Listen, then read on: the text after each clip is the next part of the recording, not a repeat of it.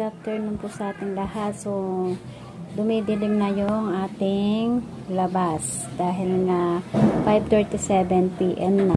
Ayan, medyo madilim na yung labas. So, kakatapos ko lang maglinis ng ating bahay. So, medyo maaga tayo makapagpahinga ngayon. Ayan, ang dami na natin walang mga biscuits. So, hindi muna ako talaga nagbilihan ng mga biscuits kasi kahit mga biscuits talaga napaka slow moving niya. So, gusto ko kasi pag bumili rin ako ng mga biscuit, gusto ko sana baguhin ko lahat yung aking mga biscuit. Pero lang itong Doughy Donut kasi kahit pa paano talagang hinahanap pa rin siya ng mga tumer at saka itong Choco Mocho.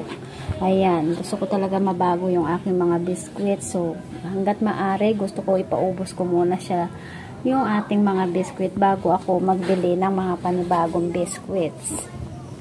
Para naman hindi magsawa yung ating mga customer kung paulit-ulit yung ating mga items sa ating sari-sari store.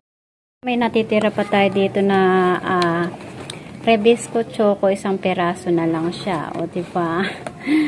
Tapos, yung ating Choco Mocho naman is, meron pa tayong natitira na 4 na piraso plus 3 piraso naman sa Doughy Donut natin na red. So, itong Hansel natin is bagong bili lang to. Mga ilang araw pa lang natin na nabili ito. And then, itong ating Bingo naman, ayan. Ilang buwan pa bago ma-expire to. So, matagal na rin to guys. Napaka-slow moving ng ating Bingo. Tapos yung Wafrets natin, napaka-slow moving. Tsaka yung ating, halos lahat ng mga biscuit natin, napaka-slow moving. Kaya hanggat maaari gusto ko sana ipaubos na muna yung ating mga biscuit bago tayo bumili ng panibago. So, punta tayo dito sa ating mga debote section. So, meron tayong pinabili na, cook mismo kanina sa anak ko. Nakikita nyo yung mga debote ko guys is wala na tayong mga RC Cute. Yung mga iba dyan talagang sadya kong hindi binili or sinadya ko talaga na hindi pabili. Kagaya nitong ating mga Royal at saka yung Sprite, napaka slow moving talaga ng ating So sa lahat ng mga debote ko talaga yung fast moving ko ngayon is yung ating Coke. Yan. Kaya yan lang ang madalas kong ipabili or bilhin na, pero madalas is isang case lang. So ngayon nagpabili nga ako ng 2 case kasi ito naman talaga is yung fast moving. So meron tayong bad news sa ating Coke mismo. Hindi ko kasi siya napapansin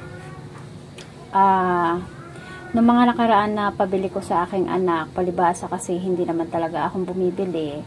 So hindi ko talaga naisip na nung nagtaas siya, nung huling pabili ko sa anak ko is 190. So, sabi ko, mas mahal pala dun sa suki natin ng grocery, yung Coke mismo. Kasi sabi ko sa kanya, expect ko mas mura doon. So, hindi ko naman naisip na nagtaas na yung Coke mismo. Kasi madalas, alam nyo na, diba, tao lang tayo, kung minsan, lumulutang din yung isip natin kung minsan wala dun sa negosyo yung isip natin. So yung Coke mismo guys, bad news nito is nagtaas na naman siya. So yung huling price talaga ng Coke mismo, isang case 12 pieces yan, 185. So siguro mga last month pa siya nagtaas ng 5 pesos. So ang balita ko sa mga ibang lugar is 184 siya dati. So, nagtaas siya ng 6 pesos. Dito naman sa amin is 5 pesos ang tinaas. So, from 185 naging 190 per case. Diba? So, it means lahat ng mga mismo, like yung Royal at saka Sprite, naging 190 na rin siya. So, ngayon, ang bentahan pa rin natin sa mga mismo natin is 20 pesos. So, bali yan tubo na lang natin sa Coke mismo, kinompute ko na kasi yan. Sa isang case, meron tayong 50 pesos. Bali, pumapatak na lang ang kita natin per piraso ng mga mismo is 4.20 cents. Kasi ang sa 190 divide mo yung 12, magiging puhunan na niya bawat isa is 15.80. So, diba? Pero siguro, pag sunod na nagtaas pa yan, kailangan na rin natin na magtaas ng price ng bentahan natin dito sa ating tindahan. Kasi, syempre, gumagamit tayo ng kuryente, lalo na, napakamahal na rin ng singil sa Meralco, diba? Lalo pagka mga ref talaga, malakas yan sa kuryente. Kaya, hindi na natin kakayanin pa na mag 20 pesos yan kapag nagtaas pa ulit yung ating mga coke mismo. Ayan, depende pa kung magkano.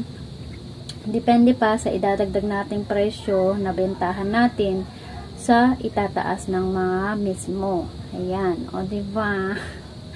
Kaya kung minsan, bilang negosyante talaga, napakahirap talaga mag-adjust sa ating mga paninda. Kung minsan, may mga nasasabi pa yung mga customer natin na mahal, hindi pa rin makamove on yung ating mga customer, diba?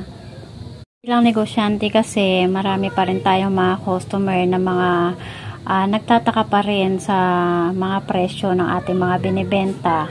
Kasi minsan magugulat nila ha, ganon. Parang alam mo yun, hindi talaga sila makamove on sa mga presyo ng mga bilihin. Kasi alam naman natin lahat, 'di ba?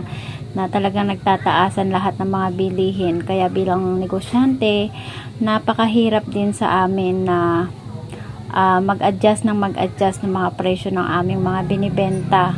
Kung minsan dumarating kami sa point na kami na lang ang nagpapaubaya, so kami na lang ang nag-shoulder. So kagaya niyan, nagtaas siya ng 5 pesos. So bawas na naman yung kita namin bilang sari-sari store owner. Bawas na naman ng 5 pesos yung aming kita sa isang case. O diba, nakakaloka talaga. So yun guys, hanggang dito na lang yung ating vlog for today. Maraming salamat. And thank you for watching. See you on my next vlog. Bye-bye. Please subscribe to my second channel and follow me and like to my FB page Katis Vlogs. You can join also to my group, Sari Sari Owner Business Group. It's all about Sari Sari business.